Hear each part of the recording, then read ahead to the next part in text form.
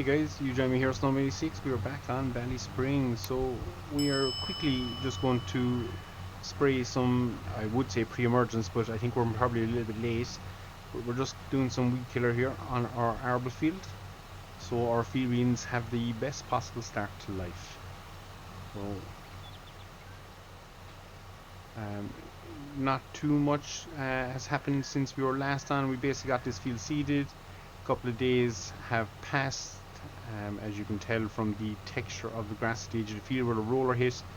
It's quite weedy actually, I'm not sure what's went on, but yeah, our grass is ready to cut.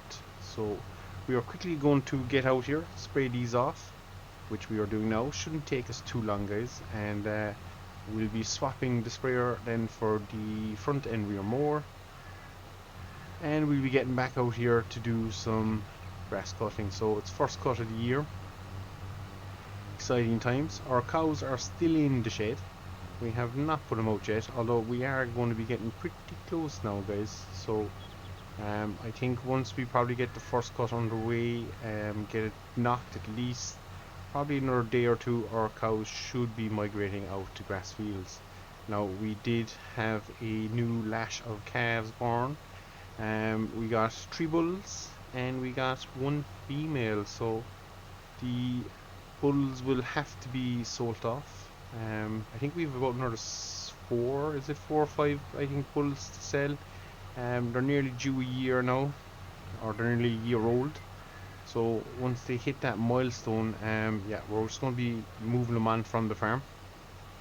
Reason being, we don't want old bulls on the farm, or not so much old bulls, we don't want too many bulls on the farm, because bulls are dangerous, guys. So that is something we're going to be keeping an eye on. And the sprayer has a mighty boom reach, which is fantastic. So we're going to set ourselves up here, and away we go again. So we've this pass and possibly 2 more, I think 1 down the corner just to get that, and then 1 back up, and we should be done spraying, guys. But yeah, we will be looking to sell on those older bulls. I think, as I said, they're about 10 months old. Excuse me. So once they get to that stage of probably around the year mark, they won't really be calves anymore. They'll become bulls, and yeah, we just don't want that on the farm, so we will be selling them.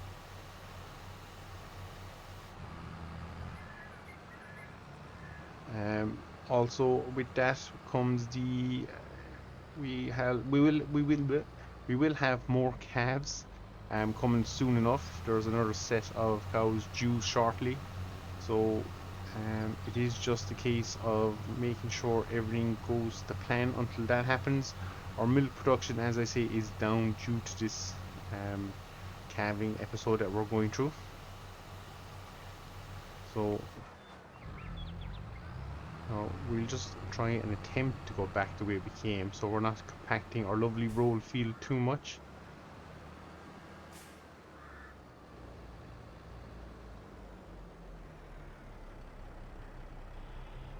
Not doing too bad a job. Although it probably doesn't matter at this stage of the crop's life, because it hasn't yet come up over the ground, so I don't think we're going to trample much. But still, nice to reduce compaction on the ground where we can, guys. So this is our last pass, and then we will be beginning first cut, guys. So it's all kicking off here again into the season. We're back doing grass, and as you can see from the poorly stacked pile of bales in the shed, that hasn't lasted too well. They've gotten caught a lot on different things, trying to get him in and out. We're basically trying to get him out, and we've managed to knock over a lot of them. So that is something we're going to have to try and improve into the following season, guys. So I think my track line is here somewhere. It's hard to see with the shade. And we whip out of the field, and we are done spraying, guys. So that is our field beans kind of taken care of, more or less, bar possibly a spot of fertilizer at some stage. But again, ooh, that caught me by surprise. But that's fertilizer stage. We'll get to it. There's no immediate panic, guys. So we are going to do a quick jump cut here. We're going to go down, connect our mowers, and we'll be back in the field shortly, and we'll be cutting grass. And we are back, guys. So grass harvest year 3 is officially underway, and we're just getting stuck into it. So we've one run done around the first field, and yeah, we are back and we are at it, guys. So a lot to be done. We have the 4 grass fields to be knocked pretty sharpish. Oh, do a full turn there. We might also knock the goat pasture just once more this year, because I think what we'll get from it will probably be worth doing. So that's probably another field on the list of ones to be dropped.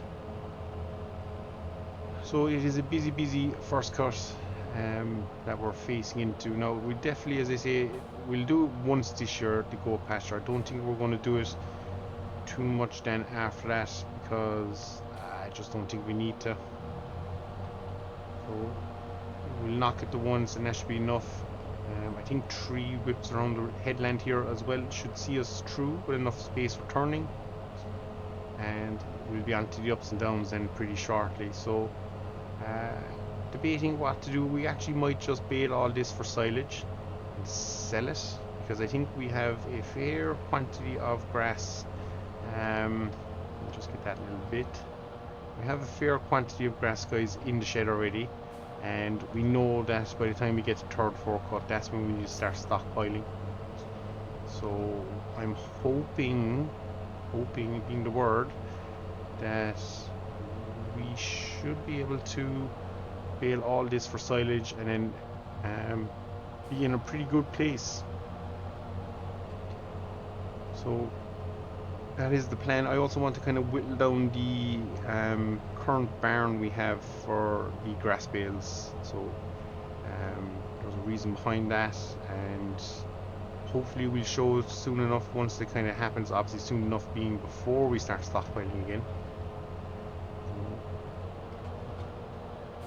But for now, we are on what we are, and yeah, we'll see how we get on. So we have a couple of ideas in plan. That manure pile that is right outside the gates of the cows, we might also be doing something there. I think that one will probably happen pretty quick, well, once we get rid of that manure pile.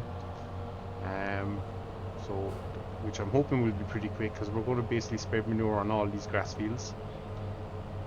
So we won't be touching the slurry, and then hopefully we can do a little bit of moving things around, just a fraction. Shouldn't cost us the whole pile, so hence we're going to do it.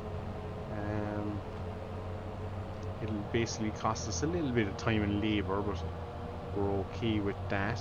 Yeah, we'll go to the far side. We'll turn down and in so we can stay in cab, because if we start doing the other side, it's just going to get a little bit messy.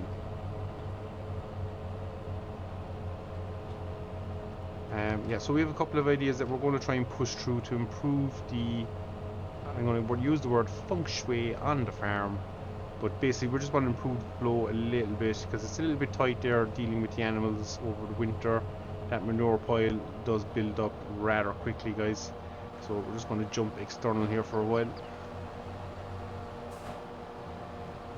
We'll try and get ourselves lined up here for a good swat.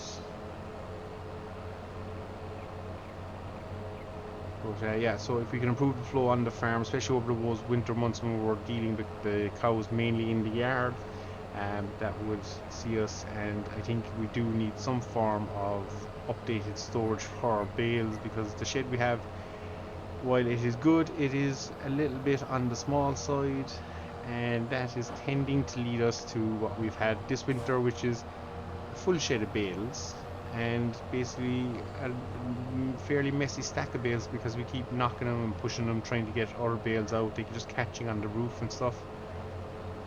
So we're going to try and avoid that this year around if we can. And we have the space, since we knocked the small building that was where the telehandler is now. So all going well, that should work out in our favor, guys.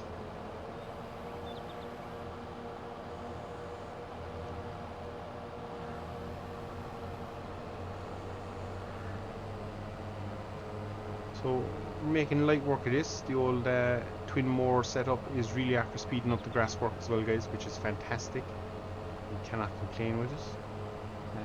Obviously butterflies mowers would be the logical next step for us, but we won't be doing that this year, I'd say.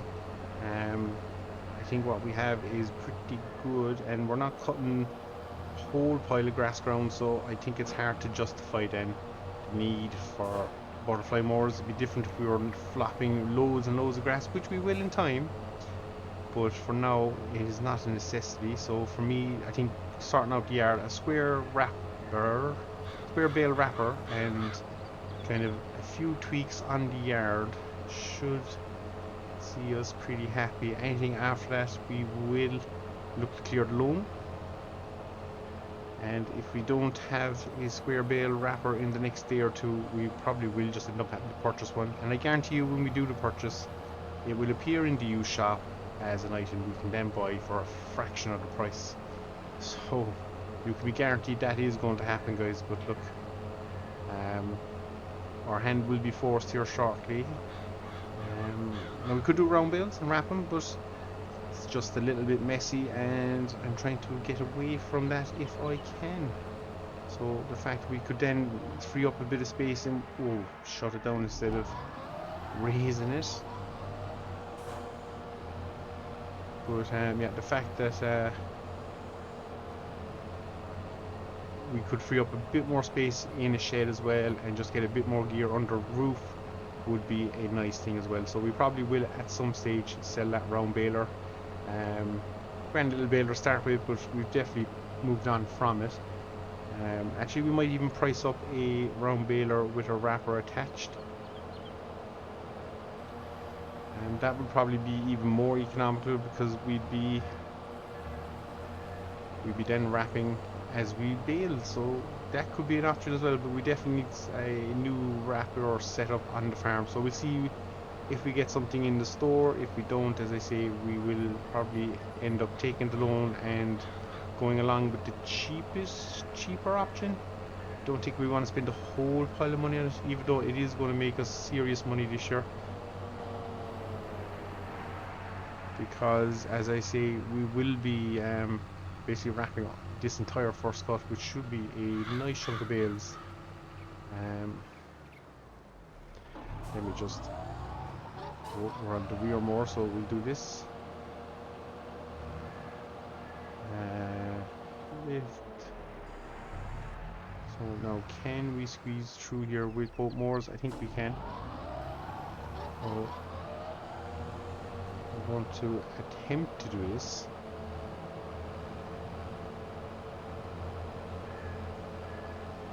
And we'll jump back in cab for the couple of runs around the headland, guys. So basically we just have a lot of grass cutting to do. I think I said cussing there, not sure where that came from, but we haven't cussed yet. So, and I do notice with this setup we can get a little bit tighter to the headlands. Oh, just as I say it. That is Mug's Law. So just as I say, we could possibly get a little bit tighter to the headlands. We clip a tree. It's good old commentator's curse, I think, there.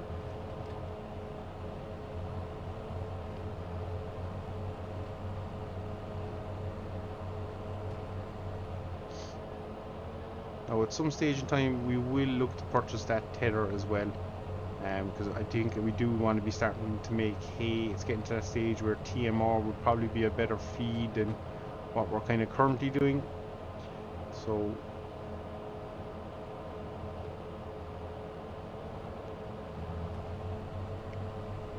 that probably will become an option at some stage as well, guys, but for now we don't have it, so we are just pressing on. And yeah, we're just going to wrap everything. It's probably the easiest way out of it. And if I come across here, I should get that bit nicely done, and we're away again. So guys, we're going to crack on here. We're going to keep mowing, and we'll be back when we're finishing up the mowing even, and we'll probably bust out the tether and yeah, see what else we can get ourselves into. So until then, I will see you in a bit, and hopefully we'll have everything cut. And we are back. So grass cut, we are out tedding or windrowing even. We don't own a tether. How sad of me. Yeah, we are out. I nearly said it again. We are out windrowing the grass, guys. So we're getting it prepped for baling. It is kind of afternoonish, I think, in game. So we've given it a couple of hours. We obviously cut first thing this morning. A couple of hours baking in the sun just to ready it. Try and get up over this, get it all.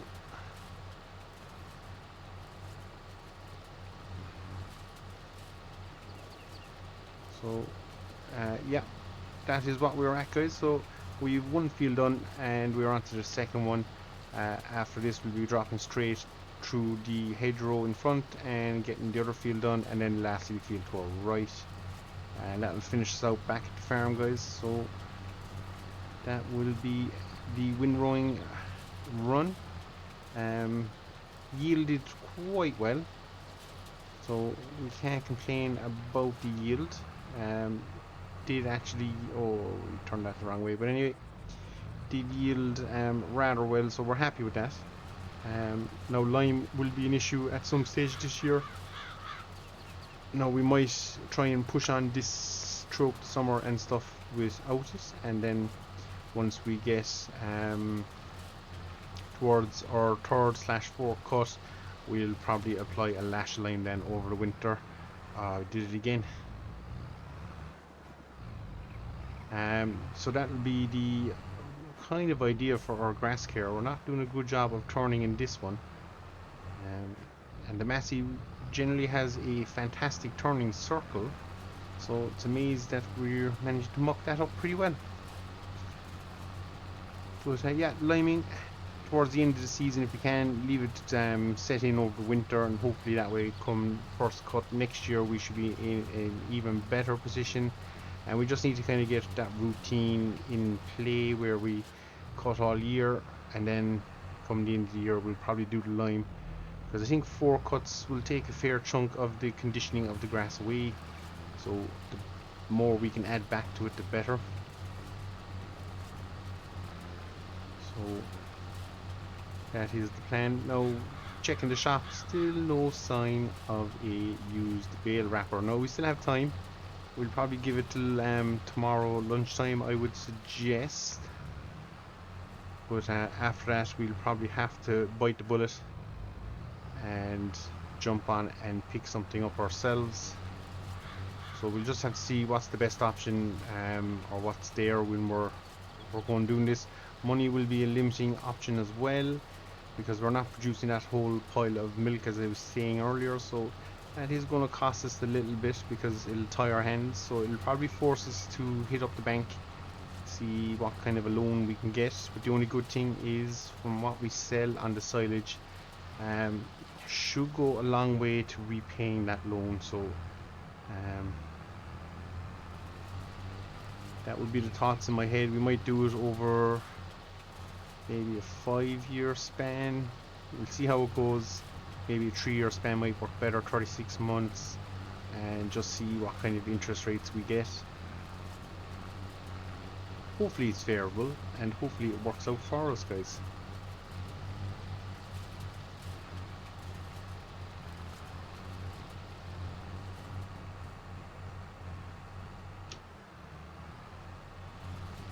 And I've stated before the reason I turned my tether off before I instead of lifting it.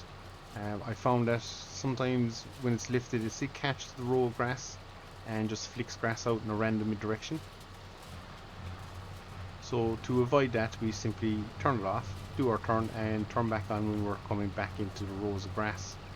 So I think that's what I found has worked best, especially with this tether and 1 or 2 others that I've used.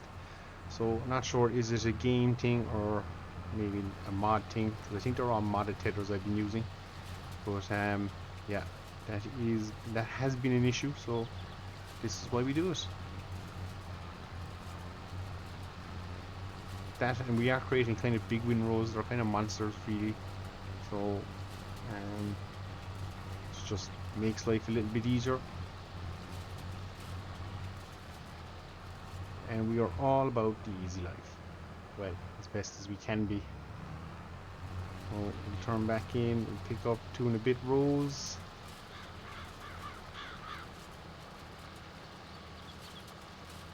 And we're flying nicely through it, guys. So we're gonna crack on. We're gonna keep tedding. We're gonna keep windrowing, guys, and we'll get it done. Eventually, I will get the idea of tedding out of my head by either buying a tedder and actually tedding grass, or calling it its correct thing.